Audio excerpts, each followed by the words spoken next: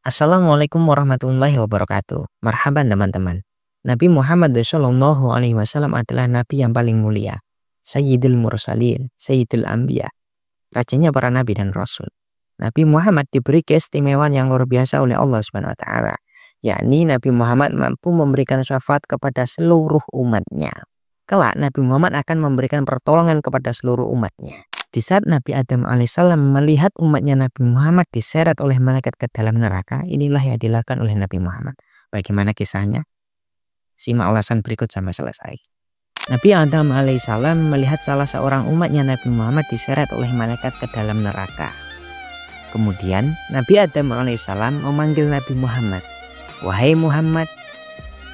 Kemudian Rasulullah SAW menjawabnya dengan lembut, "Selamat datang wahai bapaknya para manusia." Kemudian Nabi Adam bertanya, "Sesungguhnya ada seseorang dari umatmu yang diseret menuju ke dalam neraka." Tanpa membuang waktu, Rasulullah segera bergegas menghampiri neraka dan ditunjukkanlah oleh Nabi Adam alaihissalam. Setelah menemukan seseorang itu, Nabi Muhammad berkata kepada malaikat yang menyeretnya, "Hentikan Tuhan, itu umatku." Dan para malaikat itu pun menjawab, "Wahai Muhammad, apakah engkau tak membaca ayat dari Allah tentang hak kami, di mana kami dilarang mendurhakai perintah Allah?" Rasulullah lalu bertanya lagi, "Kembalikanlah dia ke penimbangan amal perbuatannya." Dan malaikat pun menimbang kembali amal perbuatan seseorang tersebut. Namun hasilnya tetap sama, amal buruk lebih berat dari amal baiknya.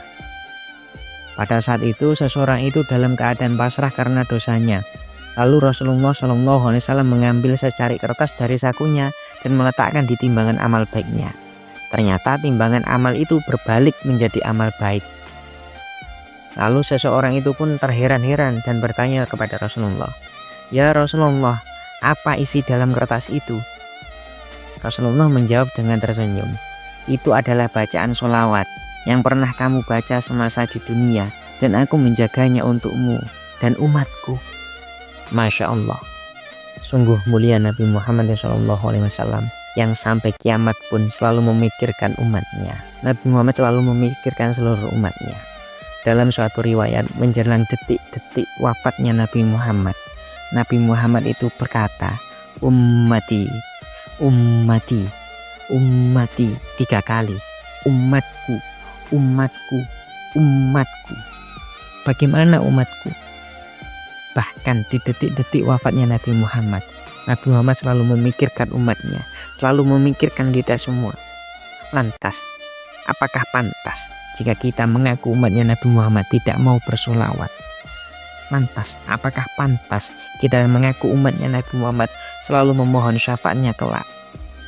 Lantas, apakah pantas kita mengaku umatnya Nabi Muhammad tapi tidak mengikuti sunnah-sunnahnya?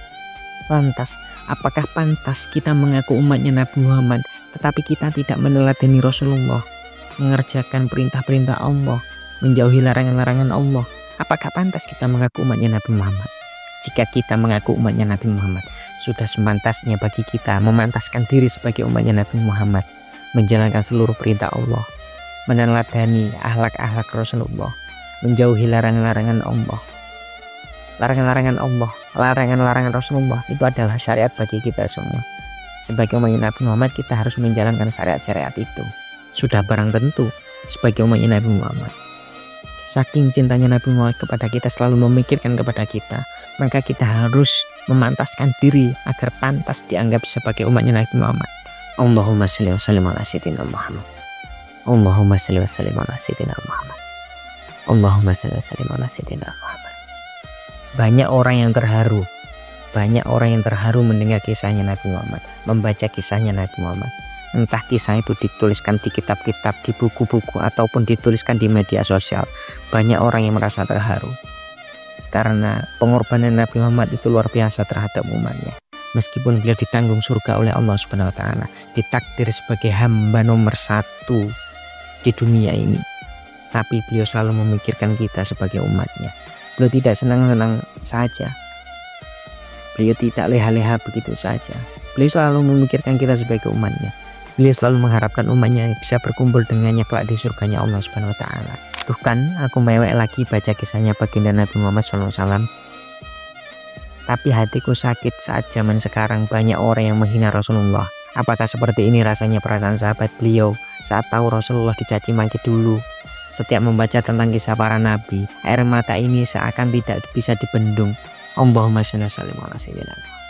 Mari, di samping kita perbanyak sholawat, kita juga memperbaiki akhlak kita agar kita layak dan pantas diakui sebagai umatnya Nabi Muhammad. Demikianlah teman-teman, kurang lebihnya mohon maaf. Wallahul muwaffiq ila aqwamit thoriq. Wassalamualaikum warahmatullahi wabarakatuh.